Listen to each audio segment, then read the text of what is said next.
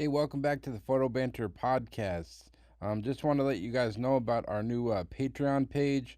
If you've been enjoying the podcast and would like to support, you can go to patreon.com/thephotobanter. If you sign up, you'll get access to the podcast 2 days early. So if you've been enjoying it, would like to support, be much appreciated. It's patreon.com/thephotobanter. And on today's podcast, I speak with photographer and director Angela Boatwright. Angela has worked with clients such as Vans Shoes, Redbull, Fender Guitars, and Golf Digest, to name a few. In this interview, I speak to Angela about her early days of photography, growing up in Ohio, and her love of photographing music shows, which included photographing Kurt Cobain in 1991. I also speak to Angela about her experience working as a director of photography for Mass Appeal magazine and also her approach to documentary filmmaking. I've been following Angela's work for years, so I was really excited to get a chance to speak with her. So I hope you enjoy it, and thanks so much for listening. All right. Well, Angela Boatwright, welcome to the podcast. Excited to have you on. I've been following your work for years, so I was really excited to talk to you. But I guess I've been asking everybody, like, how's the last 5 months been for you? It's a crazy time to be alive. Have you still been taking pictures, or like how's life been over there? Man, when it started, I think everybody was like gung ho, like, all right, we're going to figure out, thank you. We're going to figure out this pandemic thing. We're going to be productive and it's only going to be a few months. And like everybody kind of dug their heels in. And it's just, as the time has gone on, it's just become more cumulative, right? It's just super heavy, like a brick. Like, Yeah. And now with the upcoming election and all the political insanity, it's just like, so I don't know. I don't even know how to answer that question. We've been good. We're lucky, we're okay financially. So we're good. We're not great. We're not buying houses. No. But have you still been inspired to like shoot photos? Have you been doing any pictures or not so much? Or Well, that's like a long conversation because I haven't shot a grip of photos in quite some time, like maybe a year or two. And this is right on the back of me shooting photos every day for, I don't know, 25 years straight. Mm-hmm. So I'm in this kind of lull where I'm, I guess, taking a break, just chilling out and, especially off the heels of Los Punks where I was shooting. Oh my God. Like I shot all the photos for my documentary. I shot them all on film. Yeah. Is that your email notification? Yeah. I don't know how to turn that off. Are you on Apple? Yeah. You want to help? If you click on mail, you can go. Yeah. So click on mail and then on the upper left-hand corner, you can turn it off. So how do you do that? So system preferences? So you go, see like on the bottom left-hand side where it's like the mail icon, it's a stamp. Yeah. So click that, then you go to mail in the upper left-hand corner. And then you just click quit mail. Oh yeah, you just want me to quit mail. Oh, okay. Yeah. Yeah, just because then you won't keep getting the ping, ping, ping. Yeah, sorry about that. No, you're good. I'm really technically proficient and I'm not at the same time. Trust me, I don't know half the things on these computers. But are you, like you were saying, you haven't shot a grip of photos in a while. Are you kind of the type of photographer that likes working like in the parameters of like a project? Because like some people are like, just bring their camera everywhere, but it looks like a lot of your work is kind of project based, like you said, the Los Punks and different projects you've done. Is that kind of how you like working, pretty much? Yeah, I guess. I mean, I've never been one of those photographers that carries like a T4 in their purse or like their pocket and goes and just shoots everything in their life. That's never really been the case with me. So I think I kind of rabbit hole into projects, and Los Punks in particular is the deepest rabbit hole I've ever been in for 5-6 years, and that was really hard to come out of, frankly. So I think I'm still dealing with like all the aftermath of just being gone mentally, spiritually, physically for 6 years, like pretty much in somebody else's life. Yep. But yeah, so I guess so. But, my boyfriend and I did attend some of the first protests in Los Angeles. The ones, we were at the protests where the cop cars were getting, broken and fires were starting and tear gas was flying and all that kind of stuff. And it's funny because I actually recently dropped my 5D Mark III in a fountain.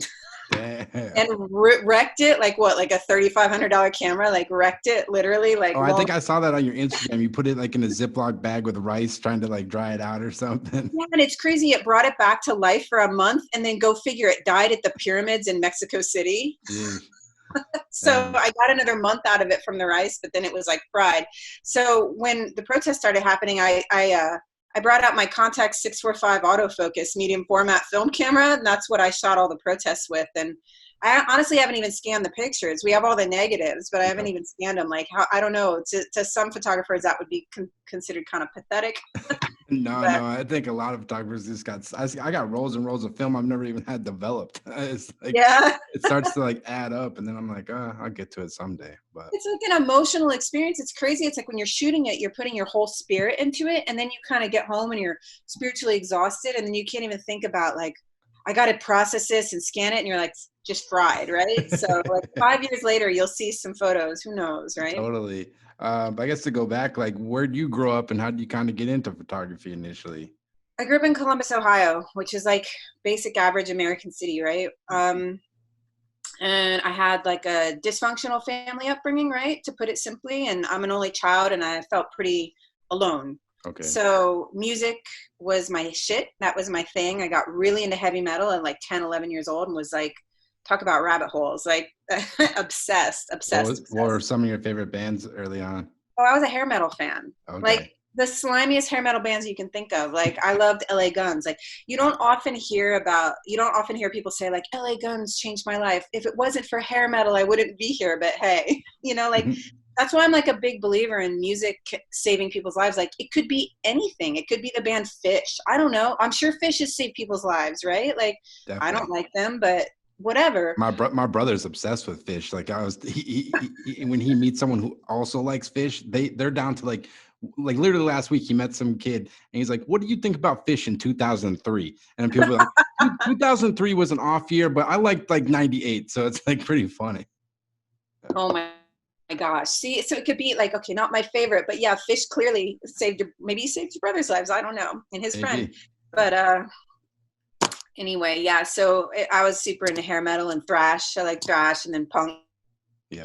came along as well and hardcore and all that good stuff. And then through that, I kind of found a friend group, like it was a small kind of the scene in Columbus, Ohio was small. So you had ravers, hardcore kids, just general punks. And by punks, I mean miscreants, whatever, people that just didn't want to follow the rules, Yeah. want to be gangsters, actual gangsters, like, queer kids that didn't fit in at high school, whatever. It was all the same. So I started photographing them. I would Okay. bring like my camera around and just take pictures of my friends. Yeah. And then my mom had been taking pictures. So she had this like makeshift darkroom in her apartment. So I got to bring that, process the negatives. And of course, you're talking 1991. So this is way before digital. So process the negatives and I'd bring them back to my mom's darkroom and I'd print them on Panelor paper, which was paper that you would print color negatives on black and white. Supposedly it gave it better contrast. It didn't, but I didn't know it at the time. So how cool is it to have all these photos of your cool friends and then you get to print them in the darkroom and like bring prints to your friends and all that kind of stuff. And thankfully I was like the only photographer in my friend group or the one that was the most obsessed. So Yeah. it became kind of my identity, That's awesome. So yeah, it That's just pretty never stopped. that's pretty cool. Your mom like had a dark room even at her house. Like so she was like pretty into it, it seems like, if you had a dark room at home. Yeah, I mean, my parents got divorced, and my mom married my dad when she was 18, so she never really learned how to have like a job and do finances and all that stuff. So she needed to figure out ways to have an income. And I was going to so many heavy metal shows. Like I was just obsessed with shows, even at a really young age. She would take me to the shows, and she started meeting people. So she ended up starting to photograph the heavy metal bands because she was taking me to all the shows, and then she would get her pictures in like printed in like the local Wow. heavy metal newspaper, like River City News, I think it was called, right? So she was photographing bands like Child's Play from Baltimore. Like if anyone out there has heard of these bands, please get in touch with me. You're gonna have Yeah. like two people, but super obscure hair metal bands. And she was Yeah. getting my mom has pictures of like BB King and Lane Staley from Alice in Chains in 1991 and Iggy Pop in 91. Holy cow. So yeah, so she was getting all this stuff published, and yeah, I inspired her to take photographs because I was always at the shows, and then she inspired me to take photographs because she was whatever, you get it. So That's it kind pretty cool. So of, she was like pretty supportive of you, kind of your creative endeavors then. Oh, she still is. Yeah, my mom is like cool. Yeah. My mom is super down. Yeah. That's pretty cool because a lot. I mean, that's some people struggle with. Like some people, you know, they got that pressure from their family or whatever. They're like, oh, you got to do this and you can't pursue this. So it's really amazing. You kind of got the bond with your mom over photography. You know? Yeah, I mean, my parents were kind of a wreck when I was Yeah. a teenager, and they left me alone, like utterly and completely. So by the time I was 13, 14, I was like, I don't give a fuck what they want me to do. I really, I mean, I was so driven, you know, and my dad was MIA and my mom had moved briefly, you know, Yeah. for a couple years. And I was just like, I was like feral, you know, I would go out, go see Death Angel play when I was 13, catch the bus down there in 1988 on the Frolic Through the Park tour for anybody that cares. And Yeah. go see Testament and Nuclear Assault and all these bands, you know, I just didn't. And then when I got my friend group, it turned into like the Ramones or Fugazi or GBH or 7 Seconds. And Hmm. then we'd go as like a crew, right? Yeah. So I didn't really have a lot of supervision, you know, and my dad wanted me to stay in Ohio because the college would be cheaper. But outside of that, they never really had any, um, they just were, yeah, there was no real opinion about what I was going to do, you know? You're just living your own life. Yeah. Um, and that one thing I was kind of interested in, obviously you grew up yourself as a youth that's going to these shows and stuff, and then you still photographed all these different shows like the Los Punks kids. Now, like, is it still like the same energy like when you see these young kids now having these shows and stuff in their backyards or wherever it is? Is it still kind of the same energy when you look back when you're kind of their age, I guess? Yeah, I mean, it's still the same energy, but growing up in Columbus, Ohio, and then photographing with like 50 to 100 to maybe 200 max punk kids, to photographing a backyard scene in Los Angeles that's got tens of thousands of kids on the periphery of it Yeah. is different. And Columbus, Ohio is different than LA. LA has a whole other sociological makeup that makes the scene here incredibly special. I mean, for one, it's warm 12 months out of the year in LA. So you can have backyard shows 12 months out of the year, right? Yeah. And two, there's a lot of cultural implications. You know, there's a Chicano culture, Latino culture, all of these things play into the backyard parties. You know, kids are having quinceañeras, you know, families quinceañeras and, you know, house parties at shows just with DJs and all that kind of stuff. So why not throw a punk show, right? So there's a lot of cultural implications in the scene in Los Angeles that weren't necessarily present in Ohio. Yeah. But yeah, still kids are kids. They want to fuck around. They want to have a place where they can go and talk to, you know, whoever they're interested in, you know, romantically, sexually. They want to get fucked up without, you know, nosy authorities. They just Yeah. want to learn how to they're figuring shit out. They want a place to belong, and that's never going to change, you know. Mhm. We've got Yeah. to those spaces have to exist for young people, and if they're taken away, it would be really unfortunate and problematic. So as long as those spaces exist, they should be celebrated. Yeah, definitely. I mean, I grew up skateboarding my whole life, and there was always like different punk shows and stuff, and it always be in like I live in Massachusetts, so they'd be like in different like weird like old like industrial buildings, and Uh-huh. they'd last for like maybe a couple months of summer or something, and then it gets shut down. And there's people just figure out a new way to like make it happen. You know, it's kind of navigating that whole world, I guess. But yeah, it's so important not to forget what it's like to be like 16, 17 and walk into this completely illegal space. And there's like, I don't know, maybe fog or like a red light in the corner. And you see like a cute girl or a cute guy. And like, and then, you know, you start gossiping with your friends about something, that kind of magical feeling you have when you're like at the spot. You don't want to be anywhere else, you know? Yeah, It's you look cool. forward to it every week. I remember like it was like this spot we used to go to. It was like a band would practice there, and they'd have shows sometimes, and there was like a skate ramp, and it was Yeah. just every week. You knew like Friday, Saturday coming around, everyone was gonna meet up, drink like beers, and like you said, it's just like it's just everyone kind of looks forward to, you know. Yeah, Um, it's great. It's and- super cool. When you get older, you have the responsibilities get in the way of that feeling, you know? yeah, for sure. And like, when did you start thinking like you wanted to pursue this as like a career? Like, was it pretty early? I guess. I mean, Yeah. I was like out of the gate, man. I was like, I really was like, fuck everyone. I was at 14, I was like, fuck everybody. Like, I'm out of here. And like a lot of my friend group at the time, they were older, right? So they're a couple years older and they were going to New York City to go see like the Super Bowl of hardcore, right? And they'd come back with all these stories of like being in New York and like 90, 91 and going to see Cro-Mags and stuff. And I was just like, well, I'm going to show you, I'm going to move to New York and I'm going to make it, you know, like I literally, my career, the foundation of my career was spite. Like I was going to show my parents, like, you don't know me, I can do this. I'm like, fuck it. Like I was on fire, and that fire burned until about age 40. And then it was like, oh, I need a break. Oh, because you know, you lived in New York City for like what, over 20 years, right? 19 years. Yeah. And then I had a really serendipitous opportunity out in LA, and I didn't expect to move here, but I took it. And then that led to Los Punks. So basically once Los Punks started to wind down is when I was like, I need a minute, because that fire had been burning that whole time. It's amazing how far spite can take you. Like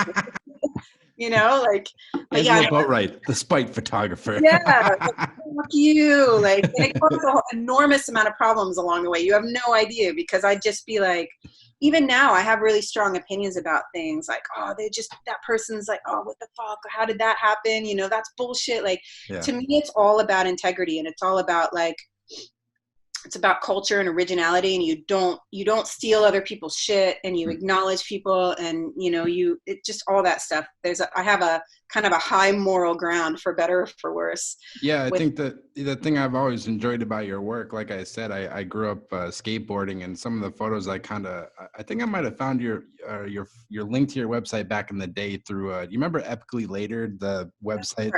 I have a tattoo. Can you see it says really? fucking latered on it? Yeah. Okay. Yeah, I think I saw it because I used to go on that blog like when I was in high school, and I watched all Patrick's photos, and then he had like a link to your website and stuff, and I saw the cool photos you're doing of like the 5 borough guys in New York, and it just kind of opened my eyes, because like you were like shooting skateboarding, but not like so much the action. It was just kind of the culture and people and things like that. And I don't know, I guess like when you got to New York, like what did you think you wanted to do? Was it like magazine stuff off the get-go, or like when you first got to New York? I was really naive, and naive in a really kind of ballsy way. Like I wanted to photograph Madonna. Like when I was getting into photography, I was really into Herb Ritts and Sante Dorazio, who was shooting the Victoria's Secret catalogs at the time, and Vogue magazine, and all this stuff that literally couldn't be further from who I am at this point in my life, Yeah. But I like Sally Mann and, all Muriel and Mark. But I was like, I just wanted to shoot Madonna. I wanted to photograph the Beastie Boys, all this kind of, kind of cliche stuff in the early 90s. Yeah. But, I knew a lot of skateboarders in Ohio, where a lot of our friend group was skateboarders. So when I went to New York, I met a lot of skateboarders straight off the bat. But, I went to FIT, I went to Fashion Institute of Technology. Mm-hmm. And there are a lot of guys that would skate there because there are a lot of girls at the school, right? So, in fact, my first roommate when I was off campus was a skateboarder named Scott Schwartz. Okay. Who actually is a really, I'm going to be bold and say world-renowned yoga instructor now. He's incredible. Okay. But he's from Queens, and, he's one of, I met a lot of the skateboarders that were in kids, and they weren't friendly right off the bat. New York wasn't like you show up and you're cute and you start taking pictures and everybody wants you there. Not that's true. One thing I was going to ask you, because like as someone who skated my whole life, like all the skate photographers that I know, they're like skateboarders themselves. Like if you look at anybody who worked at Thrasher or Trans World or whatever, Slap, and it's like a weird world. It's like, unless you're like in it, they're not very like, they're not just going to let any photographer kind of fly in and this like kind of document it. I guess like, how do you kind of approach the documentation aspect of like skateboarding, I guess? I've always approached things kind of the same way. I just show up and start talking to people. And I remember some of the skateboarders being not so friendly right off the bat, but it didn't last. I mean, I think it would have been different if I was a guy. They probably would have given me a little bit more lip service. As a girl, they're like, well, she's harmless. Like how horrible can we be to her? Who cares? It just honestly didn't even pay attention to me after, X amount of time, which is one thing, like as a woman, just being underestimated has allowed me to do a lot of projects in my life, because people just don't take you seriously. They don't, I think a lot of the punks, I would tell them, hey, this is going to be on Netflix. And I don't think they believed me. Right. So when it came on Netflix, it was like a real shock, not to all of them, but maybe to some.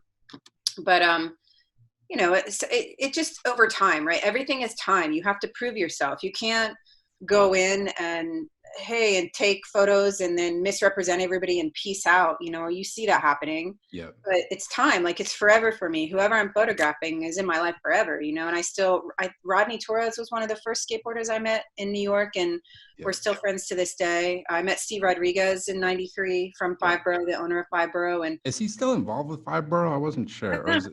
Yeah. I'm not 100% sure, but I talked to him recently, and Mark Nardelli, who works at Five Borough, I talked to recently. And because, thanks to the internet, people will like dig up old photos and they send them to you like, hey, I found these photos, that you took forever ago. I love the Type 55 portraits you shot of the whole Five Borough team. Like you have a picture of Brandon Westgate, who's like one of the best skateboarders like in the world right now. And he's just like a little like Grom. He's probably like 13 years old or something. It was just amazing portraits on Type 55 you did. And you got to understand, I don't skateboard, so I don't know who's going to be. I'm not like, well, I know that guy's going to be good, and I'm not out there fishing for who's the next celebrity. Yeah. I'm in it for real, like just shooting everybody around me, and then a lot of times the people I shoot just happen to kind of skyrocket in whatever that could be, in hip hop, skateboarding, whatever. But I'm just down to do whatever's in front of me at the time, right? If it's like 2002, I think, when I shot the Five Borough Type 55 portraits, and this is who's writing for Five Borough, we'll photograph everybody, right? And then that Brandon Westgate photo, people love it, and because like you said, he's like a really big deal these days. So, and a lot of it's like, skateboarding to me is like, it obviously, photographing all the legendary skateboarders is great, but skateboarding is a lot bigger than that. It's just like, it's not about being like the best skateboarder. It's just the crew you have. Like some of the kids in the crew are like really good, but then there's other people that they're not as good, but they still just love it. And they're all part of that like world, Yeah. Like everybody contributes, just like with punk. If you just show up to a show, you're contributing too, right? Like the bands need fans, right? Exactly. So you make a patch, you make a t-shirt, whatever, everybody contributes. So, but all of these worlds, like as I got older, I started to see the pattern. It's all like friend families, right? Replacement families, like if you had a fucked up upbringing, you maybe get into skateboarding. If you have a fucked up upbringing, maybe you get into punk rock, right? Like my boyfriend and I have been watching that show on Netflix, Last Chance U, and it's all about, JUCO football, which is, the junior college, community college football. And it's like, a lot of those kids had fucked up upbringings. They got into football, right? Yeah. So I love those stories, like what do you pissed off, what do you do with it, right? So no, it's cool. And like when you're in New York, you're starting out, like who were kind of some of the first clients you started working with, and like how do you kind of get your foot in the door? Because I think that's a thing, like maybe a lot of younger photographers listening or trying to just get their first assignment and kind of get out in the world. Like what do you remember about like the early days, like who you kind of working with early on? I have no idea how you would get your foot in the door now, because back then there were an enormous amount of publications, magazines and whatnot. In fact, the very first photo I had published was at the heavy metal band named Prong published one of my photos I took in 1991 in their fanzine. They would send out to their fan club. So I was shooting a lot of metal bands and punk bands in Ohio when I was 15, 16. I photographed Kurt Cobain when I was 16 years old at like a 150 capacity venue. And, I sell those pictures now and they help pay for my school. And was that when he was in Nirvana, or was like something else he was? It was 2 weeks after Nevermind was released, before it blew up. Like a month later, they were playing venues in Europe. Wow. So it was one of the last it was the last club tour they ever did. And it was one of the last club shows. And, he's super skinny and the whole nine, right? Like, was it a place called Stashes in Columbus, Ohio, that's gone now. And the ceilings are all low. It's just it's like seeing it in your, basement or something, seeing Nirvana in your basement. Yeah. So I had all these photos before I went to New York. So when I went to New York, I just walked down to CBGB's, right? This is 1993. I knew about CBGB's, of course, and I just would walk down there and I would photograph all the hardcore matinee shows. Okay. And one of the bands I photographed is Yuppicide, and I photographed. It was Wreckage Records. I think it was like an anniversary for Wreckage Records, which is the label that Yuppicide were on, and I photographed all the bands. Again, show up, photograph everybody, right? And Jesse from Yuppicide paid me $75 for one of the pictures to be used on their album. Wow. So that was my first job, and I was at the school at FIT, like printing the photograph, like in the dark room, right You're at like school, and pumped. all the teachers were like from a whole other generation, and they're like, "This isn't photography," like they Yeah. shit all over it, right? Because it wasn't fashion. Yep. So I'm like, again, fuck you, like, fuck whatever. So I got $75. I remember the check. I was like, yeah, I was so stoked, I'm on and my way. yeah, like this is it. And then shortly thereafter, I was sending photographs to Thrasher. I don't remember how.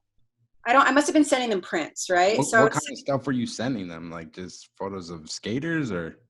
well, photographs of bands, and maybe shit. At that time, I don't think I had a lot of, you can't just show them photographs of skateboarders. You need like Kareem Campbell or somebody at the Yeah, time that was huge, yeah. right? Like, Unless they're sponsored, they ain't gonna print it. yeah, and so I think it must have been bands. So they had me photograph Def Squad, which Okay. is Redman, Keith Murray, Eric Sermon, for Thrasher. So I went to Def Jam and photographed those guys on the roof in 1996, I believe, was one of the earliest jobs I had. Yeah. Those photos are incredible because those guys are all legends, you know. They were kind of legends then too, so that was a big deal. Yep. And right around the same time, I was also working for a local hardcore publication called Antimatter. Norm Brannon, incredible writer, would do really in-depth and heartfelt interviews with hardcore band members, which is pretty atypical at the time. You know, most music stuff at the time was very whatever, like, so what's your favorite guitar player, right? But Norm was doing these really heartfelt interviews, and everyone that took photos, a lot of people that took photos for that were men. There were a few other women. Justine Dimitrick comes to mind, but for me that was a big deal. I was shooting photos for Antimatter, and here and there he'd kick me $40 for my pictures, but that, to me, that was all respect. That was like the biggest deal. I got to photograph Shudder to Think and Sunny Day Real Estate, and I got, photo Wow. packages, Sunny right? Day Real Estate, man. They're amazing. I still listen to them, man. They're so good. And when you're getting like hired by these people, like I saw the photo of Redman on your Instagram you shot for Thrasher.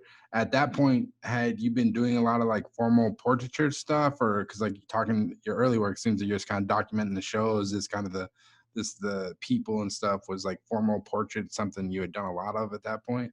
No, as a matter of fact, one of the very first portraits I took was of a local skateboarder, Giovanni Moya, in New York. And I said, I want to get into shooting portraits. And I knew some of this local skateboarders. Hey, can I take pictures of you? And I photographed him on my roof and in my building. At that time, I was out of the dorms and I was living on 7th Street between Avenue C and D. This is 96. And I took those pictures and I really liked the way they came out. And, I photographed Death Squad the next year. So I'd only been photographing portraits for a year or less before that happened. So, and as a matter of fact, one of the pictures I took of Giovanni Moya ended up in Transworld Skateboarding because he got like an AM spotlight, and Giovanni Retta recommended me. He was like, hey, legendary. I know this cool girl that's got a portrait of him. You guys should run that. Like, yeah. So it was another early published image of mine. So, I mean, I was working for small publications, right? You're talking about like an independent album, Antimatter. It's a zine. It was a zine. It's Thrasher, which was a big deal, but still small. Yep. So this isn't like funding, my retirement by any means. But for me, it was all about, I was aware this was a start, and it was all about respect. Like, to me, these publications were really important. The hardcore zine, Thrasher, maybe more important than Vogue, right? So this was the culture. This is a contribution. This isn't just a check in my wallet, right?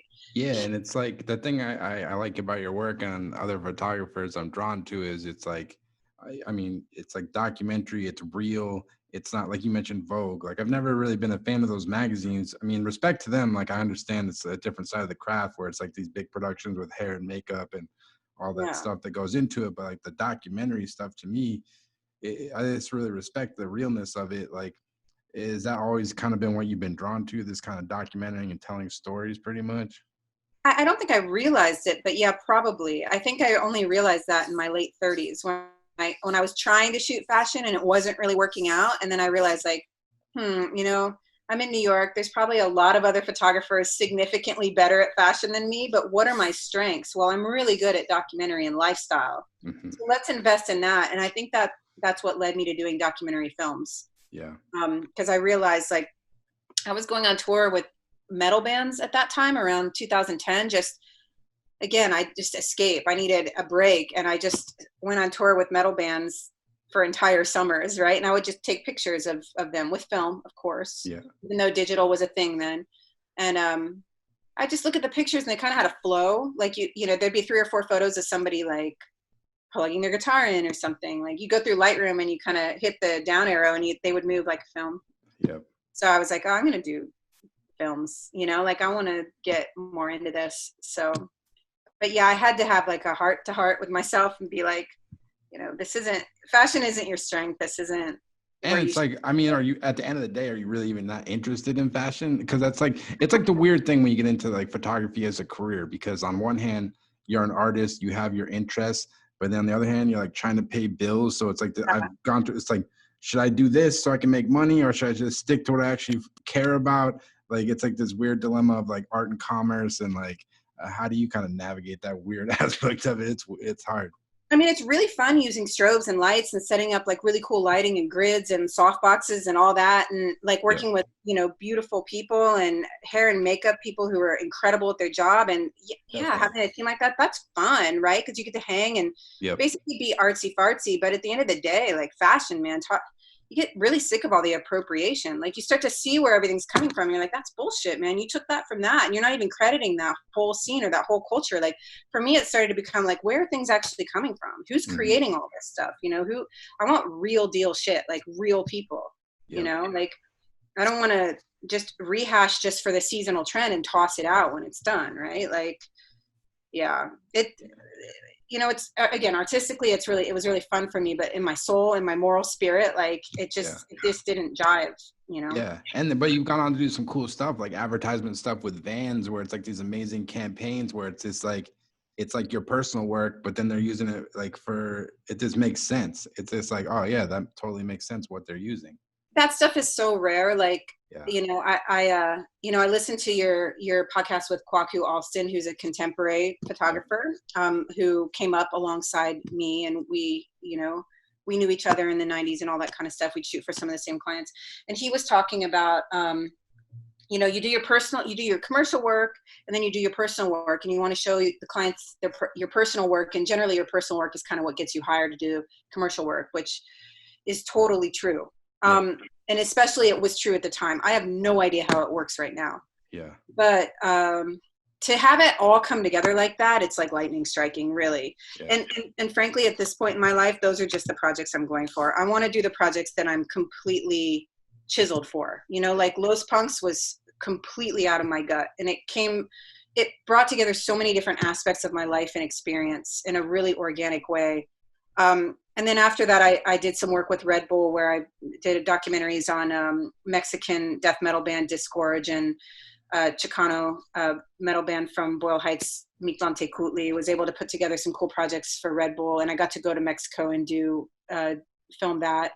And then I wrote something for Red Bulletin magazine all about one of the first black metal bands in Mexico, Chibalba Itzajes, and then also about Mictlante Kutli, a black metal band here in Boyle Heights. And we got to bring Arturo, the singer from Mictlante Kutli, down to Mexico City to meet all the guys from Chibalba Itzajes, and put together a really kind of beautiful story that I actually wrote it too. Wow. So those are the projects I'm looking to do these days, things that are significantly more dynamic, that ideally I can write or direct, or, you know, a little bit more than just take pictures of, and things that are really kind of embedded in my wheelhouse. So those are fun, man. Those are like, a lot of work, and it's really fun. I know. That's what I was going to ask you is like, did it take you a while to kind of like figure out how you were going to approach filmmaking? Because it's so much different than still photography. I think a lot of people think like, oh yeah, it's cameras and lenses or whatever. But for me, like I've worked on a lot of projects as like whatever, from PA to helping with grip and stuff like that. And I just realized like the workflow is just completely different. Like how did you kind of first get into filmmaking, I guess? And was it kind of challenging at first, I suppose? Same thing with photography. I was like, fuck it. I really didn't care. Like, It is different because you have to tell a story. Like as a photographer, you're used to telling a story in one picture, but I don't even know if every photographer is conscious of the fact that they're telling stories. You go out there and you're like, damn, this is cool, right? That's kind of what you say in your head, but you are telling stories.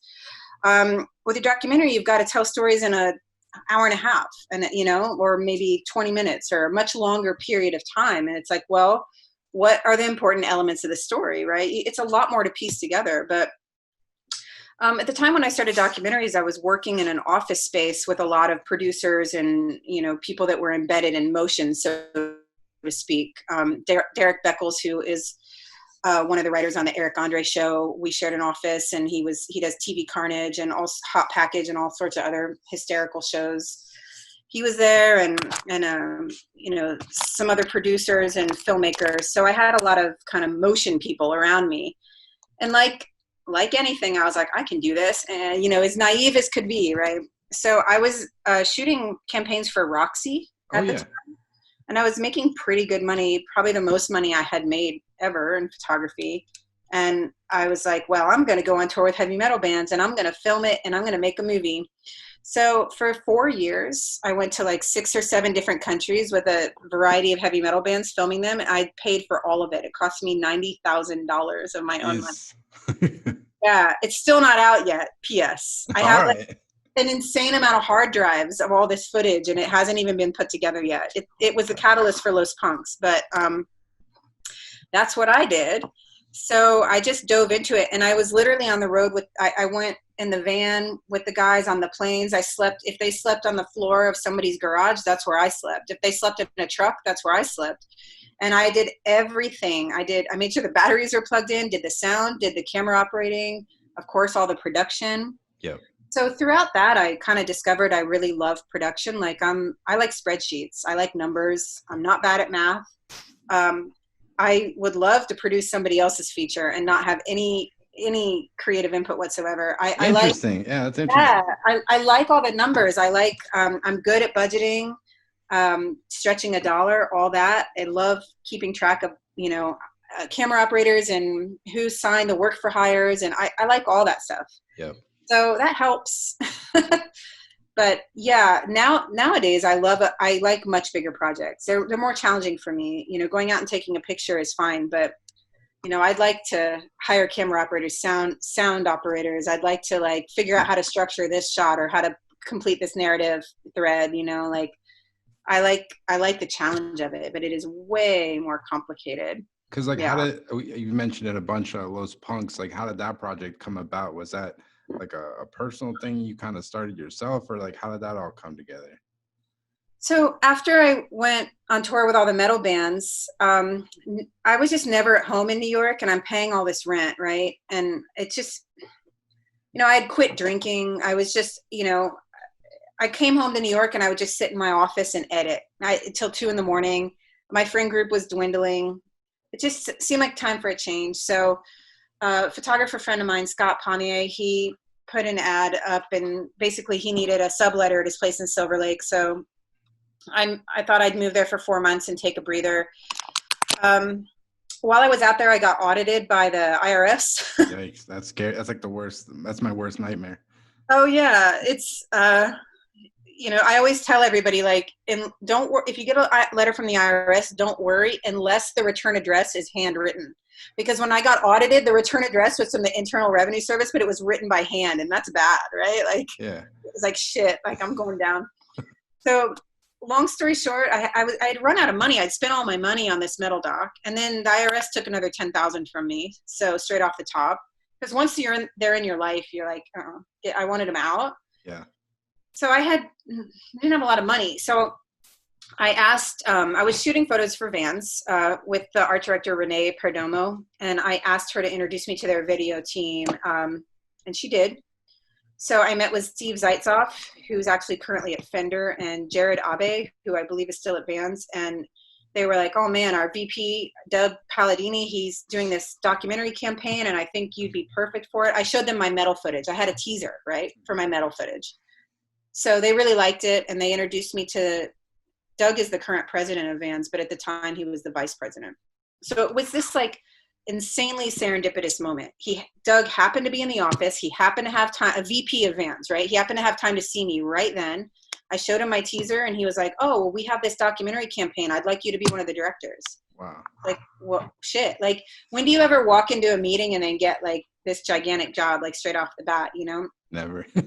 So never. It's once in a lifetime. So it's like opportunity meeting preparation, as they say, right? Yeah. So he's like, let me know if you have any ideas. So at first I had met a bunch of heavy metal kids in Albuquerque, New Mexico, when I was on tour with Toxic Holocaust, and they call themselves the Albuquerque Thrashers.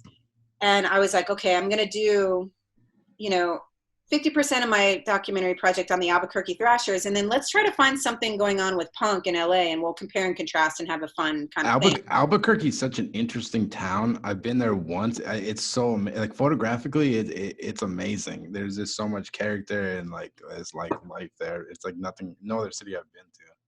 Yeah, I didn't get to explore because when you're on tour with bands, they never leave the venue ever, rarely. And there was no day off there, but it's cool because the culture kind of comes to you, the scene comes to you in some respects.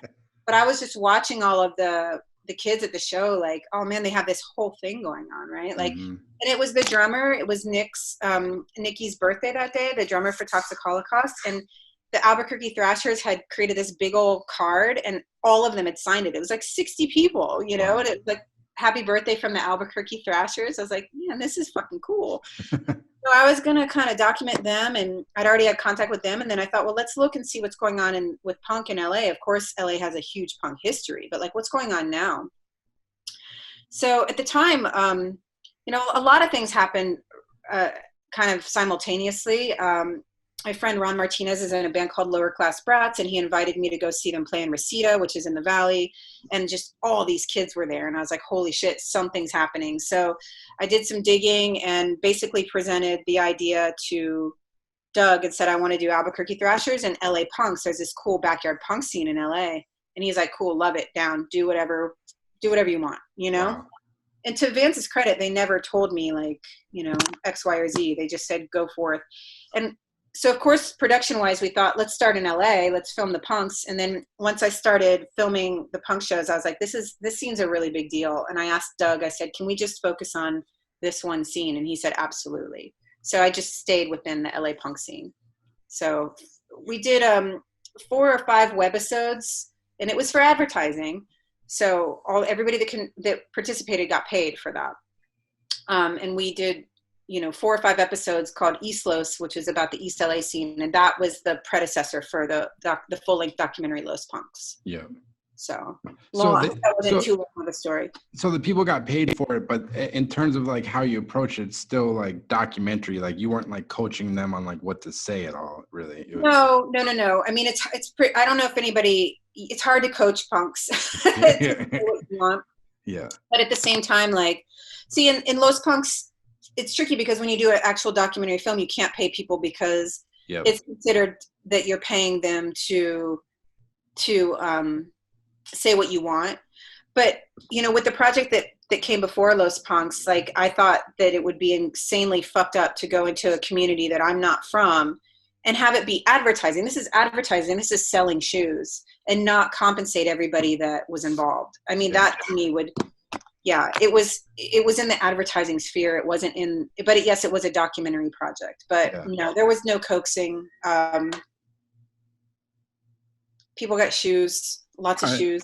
And then people got paid depending on, what they were able to, how they were able to help out the project.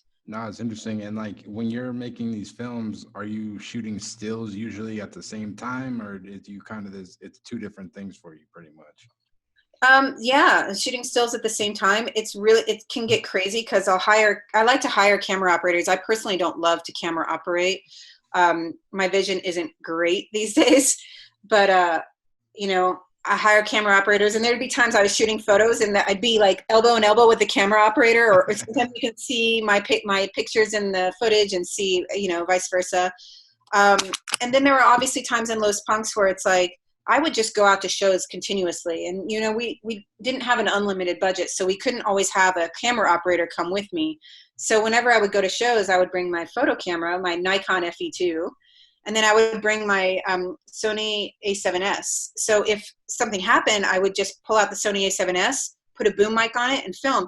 And there are entire scenes in Los Punks that I filmed by myself entirely. Things I went to shows to take pictures, and something happened, and I just took out the the video camera, so to speak. So Yeah.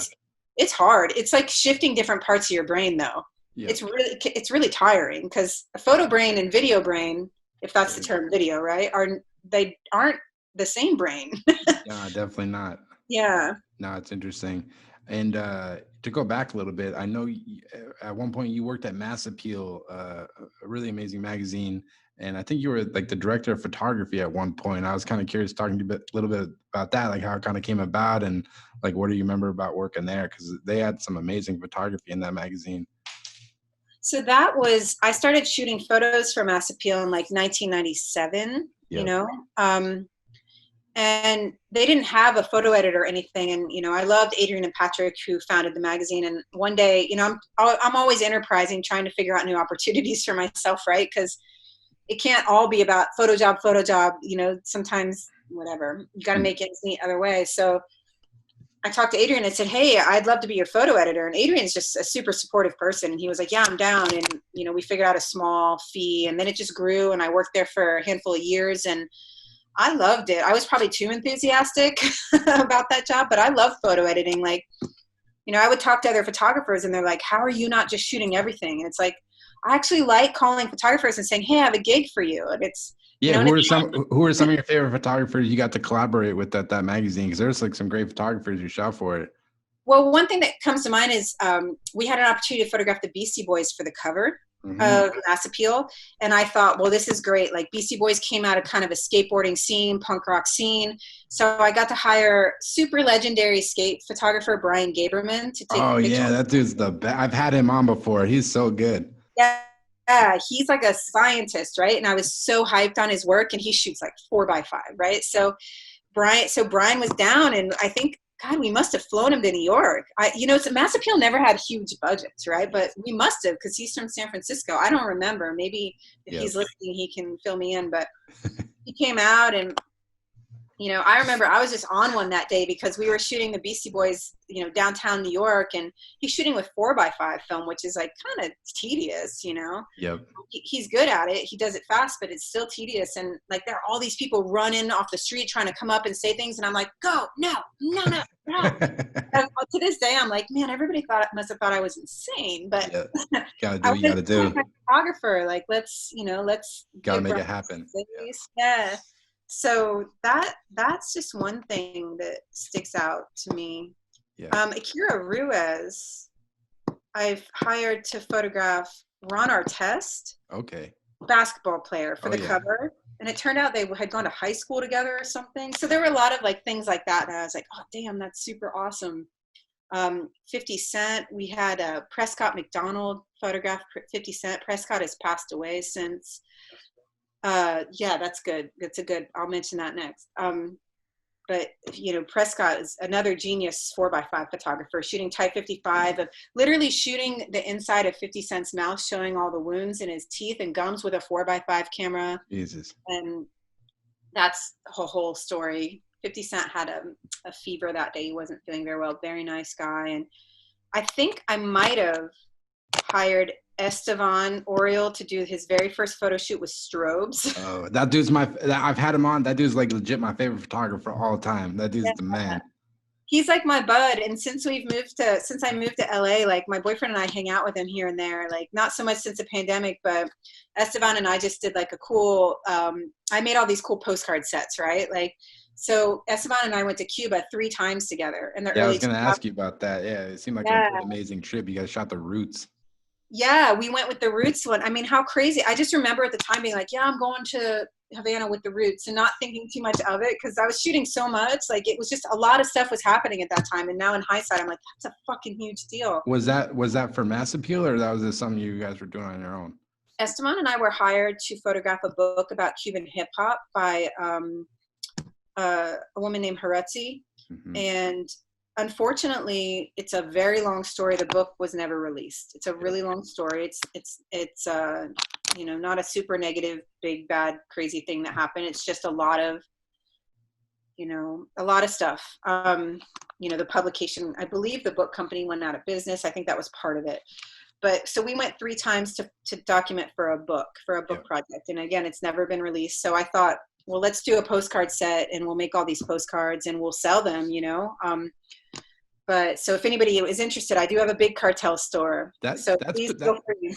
That's pretty cool. You guys went down and collaborated together. Like you don't rarely ever see like photographers collaborate on projects. It's usually just a solitary kind of medium. Like, what do you kind of remember about working with him on that?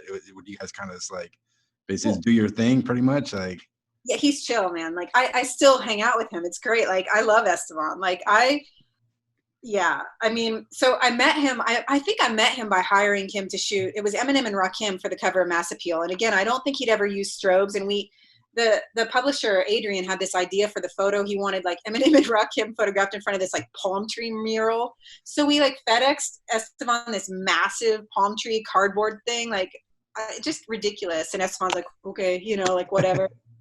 I don't know. I'd have to ask him, but I remember him being on the phone like, oh, usually don't use strobe. And I'm like, oh, you can do it, whatever. Yeah. And it turned out amazing. It's like a great photo. But yeah, and then we had known each other fairly well before we were hired. So I think it just was like, yeah, cool, Esteban. Like we're super down and he's chill. I don't I got a really bad sunburn when we were down there, like so bad I couldn't work for 3 days. And he's like, oh, don't worry, Ange, I got you. I'm like, oh, but we would kind of split up the shoots. Sometimes we'd be together and go out. There's so many people that need to be photographed. And it's great because we have a similar visual approach. Yeah. But, to have female energy and male energy, you kind of get, and we made an agreement too. Like he shot all black and white and cross-processed slide film. And I shot all color film and a little bit of black and white. So we kind of had this agreement on how to split everything visually. God, it was a long time ago, but yeah, we've hung out a little bit since I've moved to LA, and it's been any talks are trying to like put that book together again, you think, or no? I mean, that's why I wanted to do the postcard set. I was like, and this is all pre-pandemic, right? The postcard set came out like the day COVID hit, and it's like, okay, the sales have been lackluster because like how much can you post on social media? Like, hey, I have this thing for sale, and everybody's like, well, shit, I don't have a job, so you don't. Do you have it? Is it for sale? Like on your website?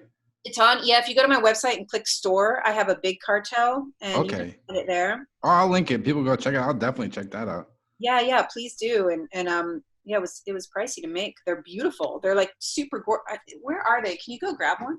They're super gorgeous, and spare no expense with having them made. But nonetheless, like I was talking to Esteban, like we got to do a show of this Cuba imagery or something. I was like, well, let's do the postcard set and let's get that out there, and then that'll be like a catalyst maybe for some other things. But yeah, so can you see it's like cool, oh damn, so it comes in like a little box. Yeah, it's like a hand die cut case, and then you have like this is one of Esteban's photos, right? Wow. Yeah, they're beautiful. They're like really, this is Esteban's photo. Damn. They're really good stock. Let me see. Oh, here's one of my pictures just to be fair to myself. So that's awesome. Yeah, and here's another picture I took as well. This is outside the Roots show. These are some fans that were waiting to see the Roots.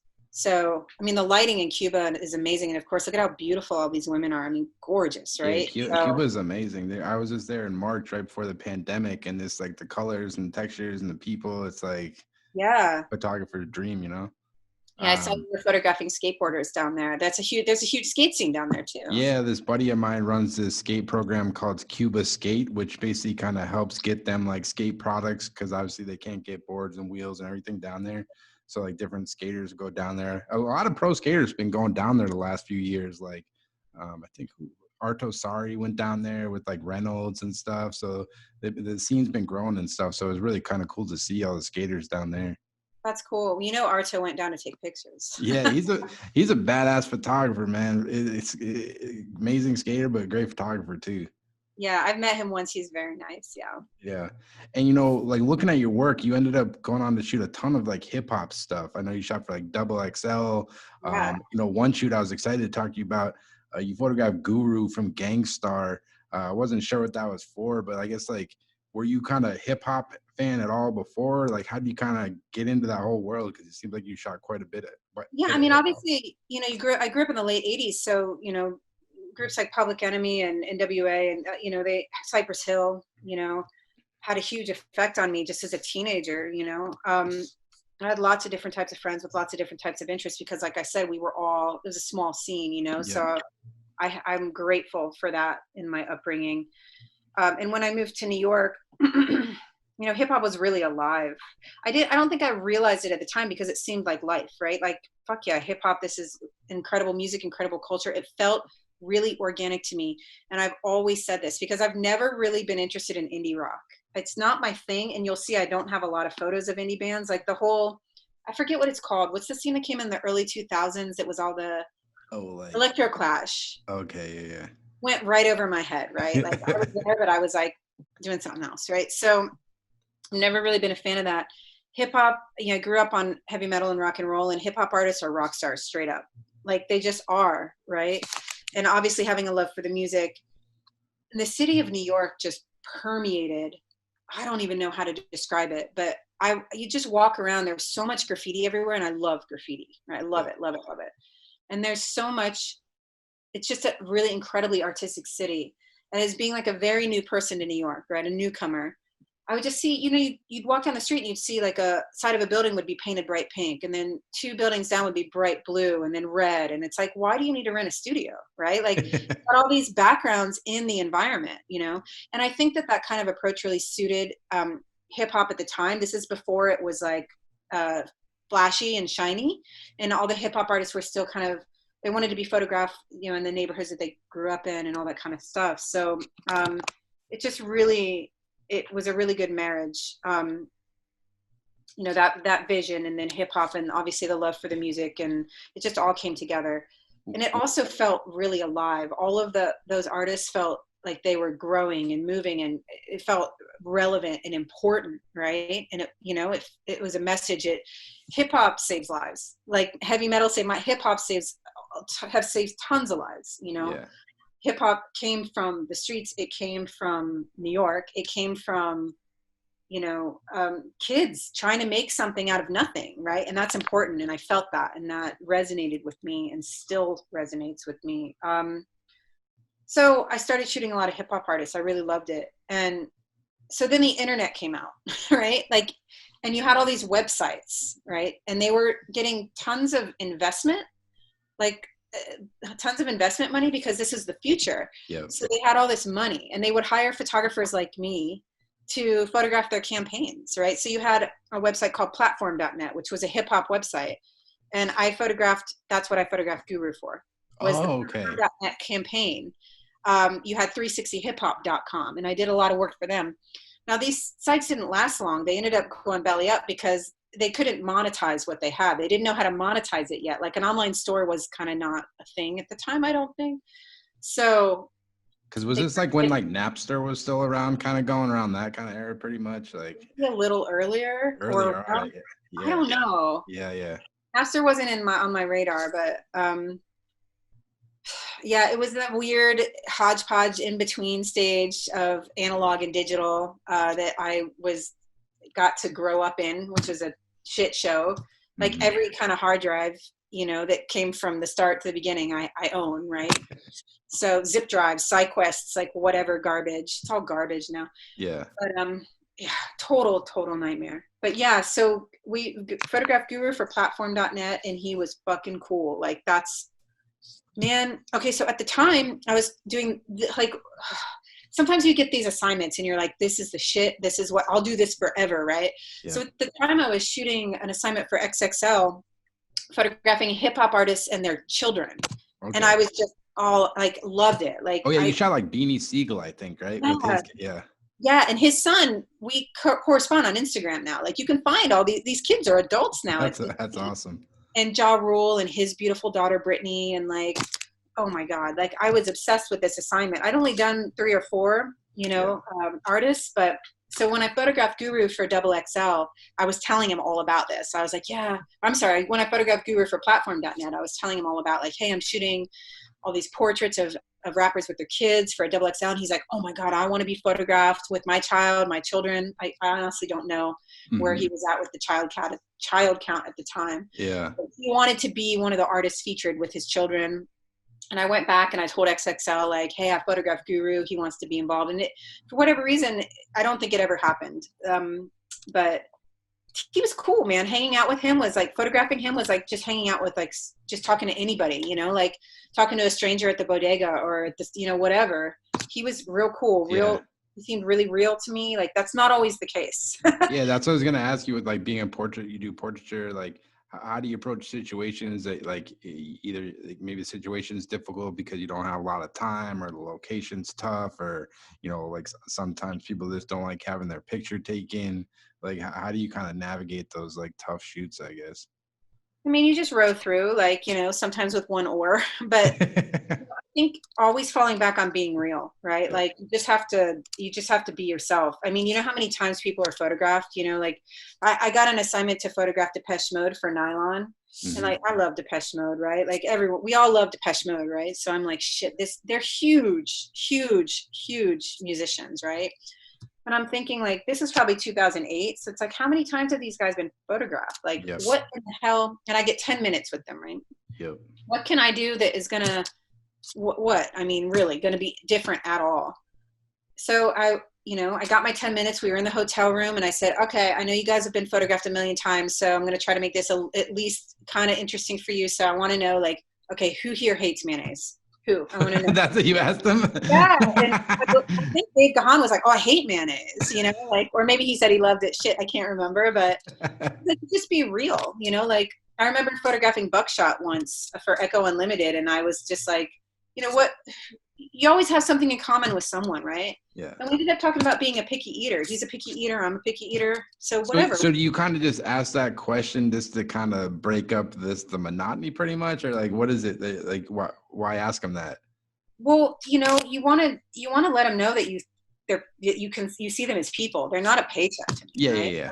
Hey, you're a human being. Like, you and I can get along. I mean, I still do that kind of stuff. Like, my boyfriend and I will go out to eat or whatever you can do now in pandemic times, and I end up chatting with people forever, right? For Yeah. hours. Like, there's a 70-year-old woman in the complex where we live that, you know, I was talking to for almost 2 hours outside, you know, the other night. Just, you have something in common with everyone, right? Like, Definitely. so just actually honest to God being curious about people. Like, you really want to know, like, okay, on the surface, like, what could I possibly have in common with Buckshot? Well, you'd be surprised, right? Like, Mhm. we both are picky eaters. So you gotta, finding that to me is like, not only makes a photo shoot easier, but is also like eternally fascinating. You get to know about the human condition, you know, and it doesn't surprise me that I got into doing documentaries, because as time went on, I was like, well, I want to know more about you than whether or not you like mayonnaise. Like, what was your childhood like? Like, Yeah. you know, tell me about your dreams. So I got more curious. And have you always just kind of had that confidence in like approaching people and trying to like this, like, 'cause obviously you're telling these stories and in different neighborhoods or wherever you are in the world, like, have you always just been kind of like fearless in approaching people, or is something you think the longer you've kind of been a photographer, you kind of grow at it? Or No, I'm pretty fearless when it comes to I know you're approaching. like, hold on, you're like, fuck it. Yeah. No, and it all comes from being naturally curious. I'm honestly curious about people. I have definitely talked to some interesting people in my day at length, you know, like, I met a whole lot of interesting people working on Los Punks. And, you know, I even had, you know, frankly, I even had conversations with police officers in East LA for hours, you know. I'm not going to clog up the, you know, podcast with any of those stories, but, you know, it's just comes from that natural curiosity. But I will absolutely march up to the scariest looking dude in the room and ask the most ridiculous questions. But, Yeah. you know, being a woman, I think that is a big part of my ability to do that, you know, because again, I'm harmless, you know, by definition. So I think men kind of vibe each other sometimes, right? I wouldn't know, I'm not a man, but I've seen that, what I feel like that, you know, that happening, what I feel like that is. So, you know, in particular, like, with people, and there's also like people that look scary, and however that may be, you know, that there's humanity underneath all those layers. So if you acknowledge people that are trying to be like, to scare you, and acknowledge them as human beings, it tends to, there tends to be a good response, because I think all people appreciated being acknowledged and being treated.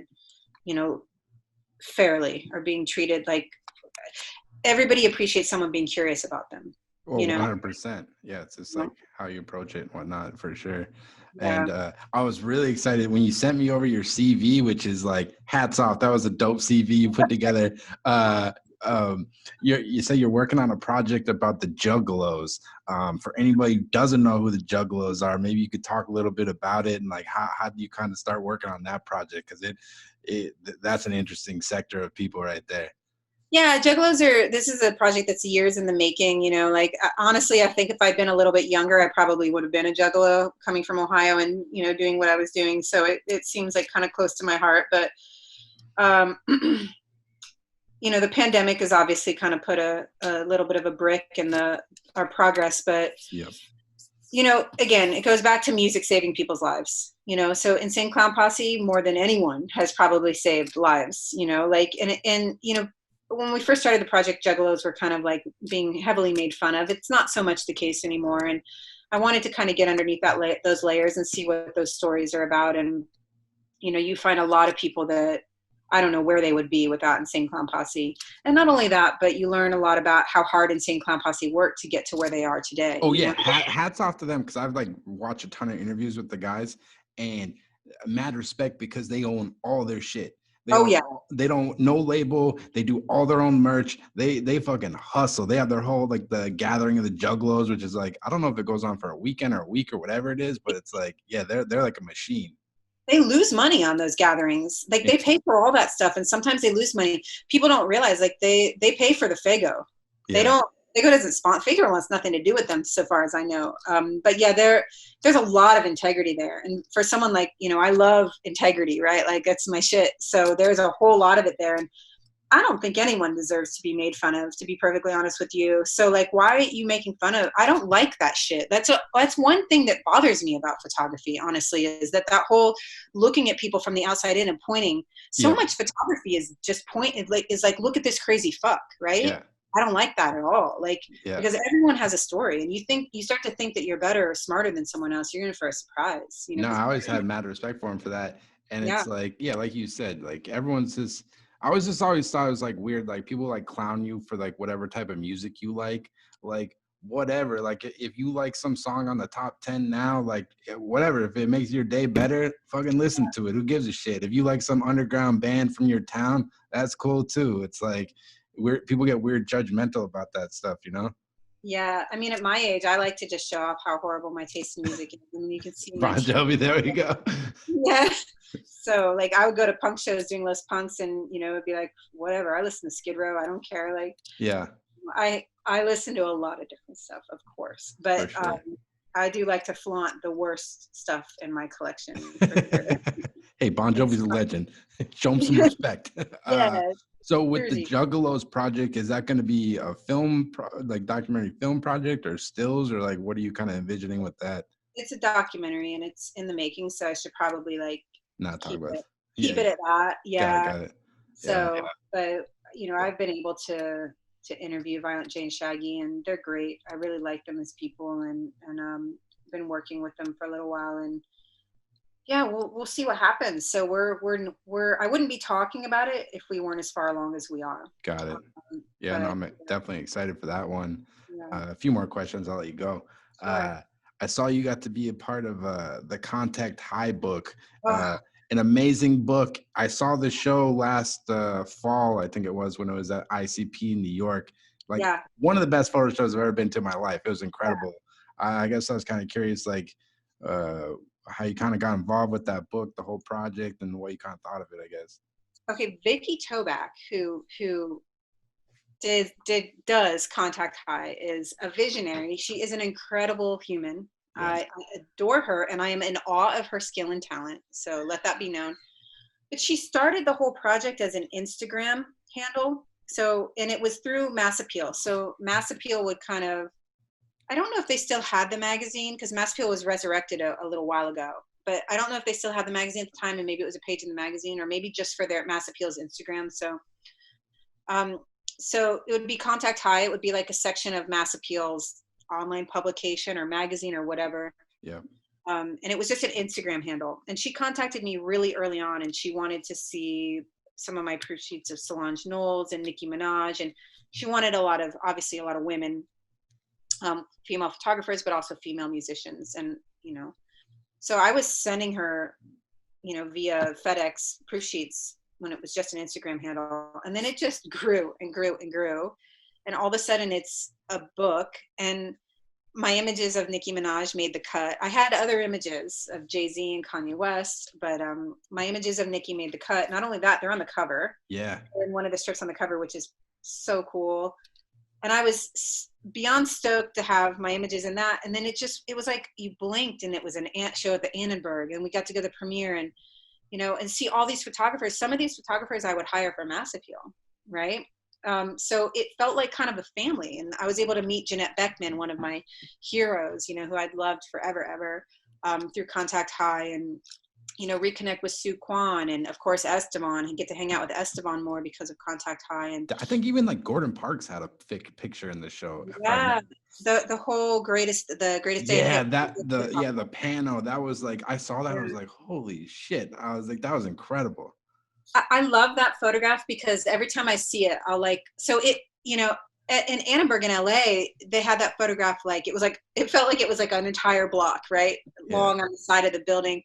And I love talking to people about that picture, because if you see in the picture, the shadow goes up to people's heads, like right here. Yep. Right. And it's like, as a photographer, seeing that just gives me so much stress, because that 5 minutes after that picture was taken, they wouldn't have been able to take it because the shadow would have been above people's faces. Yep. And I found out later on, after the fact, that apparently everybody was waiting for Rakim to show up, and that's why it's so late. But I love telling that to people who don't have a background in photography, like, see this shadow, like, photographer, he was probably losing his fucking mind. Yeah. Because they're waiting for Rakim to show up. The shadow's creeping into people's chins, like, oh my God, we're not going to have this picture, right? Yeah. And Double XL would use that shadow in an amazing way. They put all the graphics on the shadow, and it was just perfect, and the gatefold they had on the magazine. But yeah, I remember when that photo was taken. I remember, That's wild. No, it was an amazing project, though. Contact High stuff. It was great. You got to be a part of that. Oh, so cool. Beyond, so thankful for that. Yeah. Yeah. And I saw now you're going to school for, I think, psychological science. I was kind of curious, like, how do you decide to go for that? And like, what's kind of your goals with that, I guess? Well, photo led me to documentary, right? Like I said, I'm curious about people. So that being a documentary director, I can get real nosy and like learn about people's past and get to know about them. Yeah. Well, through documentary, I realized like I have a talent for this, talking to people, and background and kind of dysfunction, and I have a real need in kind of my heart to help, for better or for worse, help people. And I don't know where I'm going to end up, to be honest with you, but I would love to have a hand in changing things, implementing change in policy. Yep.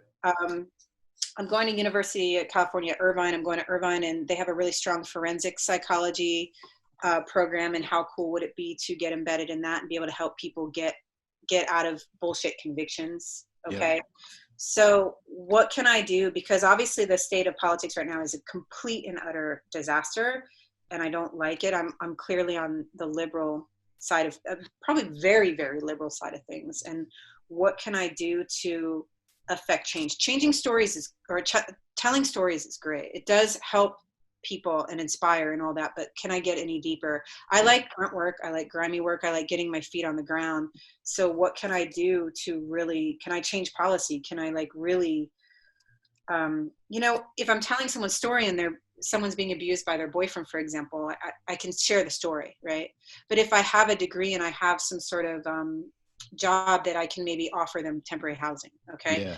So to me, that is a really important evolution in my career, and I love it. I love school. I'm obsessed with it. Like, after years of freelancing and just being like at the whim of God knows what, like really being a complete maniac for 2 decades, almost 3 decades, going to school where everything's so regimented is like, oh, not only is it nice, but it's kind of easy. Like, oh, all the directions. Like, an art director is not going to come and cancel my job 2 weeks later. Like, it's just, Yeah, so. It is a grind being a freelance anything. It's like, sometimes it's fun, but then other times it's just like you want to bang your head against a wall.